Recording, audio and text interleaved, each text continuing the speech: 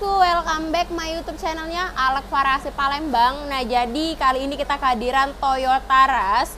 Selesai kita pasangin mini laser super double lens terbaru dari Pro 7, yaitu MP2TX, yaitu udah mempunyai watt 200 watt. Jadi 4 kali 200 watt. Oke, kita lihat di bagian RAM udah kita pasangin.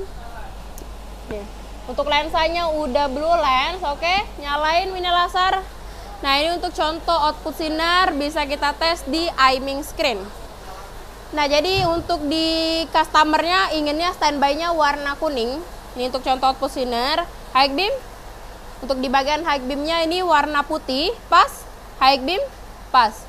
Nah, untuk sinar padat fokus bisa tembus kabut dan tembus hujan, yang pastinya memiliki garansi selama 1 tahun. Nah, jadi gimana menurut kalian? Mau juga pasang mini laser di mobil kesayangan kalian? Bisa langsung merapat ke workshop kita. Jalannya RA Busama Sukabangun 2 di Ruko The Kastil. Oke, terang bersama Pro 7.